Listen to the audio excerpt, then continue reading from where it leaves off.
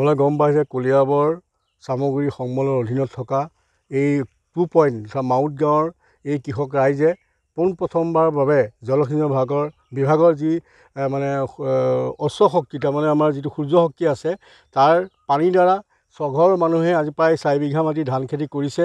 আমাক নৱেম্বৰত দায়িত্ব দিছে আৰু নৱেম্বৰত দায়িত্ব দিয়াৰ পিছৰ পৰা আমি সদায় যোগাযোগ কৰিছোঁ। আমি আহিছোঁ, আমি যেতিয়া আহোঁতে 8:30 আহোঁ, আহি পেলাই ঠিক 1টা মানলৈকে দিওঁ, আকৌ 1 ঘণ্টা বন্ধ কৰি আকৌ 2টাৰ পৰা 3:30 4টা তেওঁলোকৰ সুবিধা মতে আমি পানী যোগান ধৰিছোঁ। আমাৰ সহকাৰী বিষয়া মানস বৰুৱা আমাৰ বিষয়াসকলৰ মাজে মাজে আহিছে। আমি চৰকাৰৰ পৰা সুবিধা কৰিলোঁ। আমাৰ চৰকাৰৰ পৰা যি পানীৰ সুবিধা আমি যথেষ্টখিনি আমি কৃষক ৰাইজক কৰিছোঁ আৰু কৈছোঁ যে এই পইণ্টত আমাৰ 7টা পইণ্ট আছে। 7টা পইণ্টত আমাৰ প্ৰায় 21 বিঘা মাটি খেতি কৰিব পাৰে। অনাগত কৃষক কৈছোঁ যে পানী যোগান আমি দিম, আপোনালোকে খেতি কৰক, আমি যি পানীৰ সুবিধা লাগে আমি সেই ব্যৱস্থা কৰি দিম বুলি জনাইছোঁ। আৰু এই ক্ষেত্ৰত আমি কৃষকক ধন্যবাদ জনাইছোঁ। তেখেতে নতুনকৈ কৰিছে খেতি, সেইকাৰণে আমিও নতুনকৈ আমি পানী যোগান যিহেতু আমাৰ ডিপাৰ্টমেণ্টৰ মানুহক দায়িত্ব দিছে, মানসক দিছে, আমাৰ নিচিনা মানুহ আমাৰ কাৰ্যবাহী অভিযন্তাও আছে, তেখেতেও যথেষ্ট কষ্ট কৰিছে। আমাক সদায় ফোন কৰিছে, মানসে আমি ফটো দি আছোঁ, আমি ধান খেতি কেনেকৈ ৰুইছে, ধান খেতি কেনেকৈ কি হৈছে, পানী কেনেকুৱাকৈ পাইছোঁ, আমি সম্পৰ্ক আমি মানসপতি মৈলে পঠাওঁ, আমাৰ ইঞ্জিনিয়াৰ সকলোখিনি পাই আছে।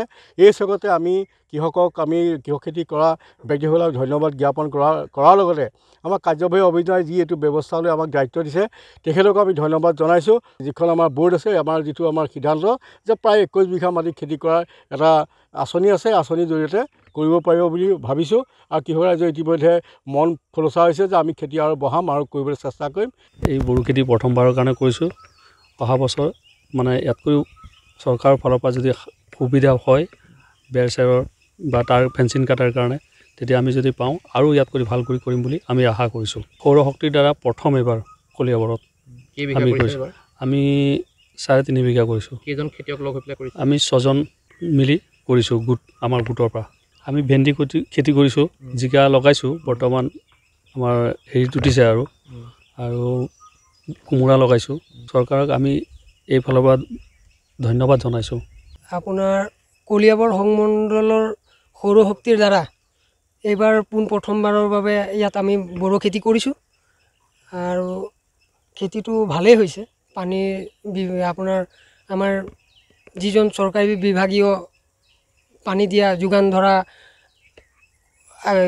কৰ্মচাৰীজন আছিলে, তেওঁ আমাৰ লগত ভালকৈ সহযোগ কৰিছে।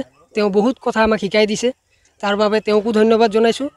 আৰু চৰকাৰলৈকেও ধন্যবাদ জনাইছোঁ, যাতে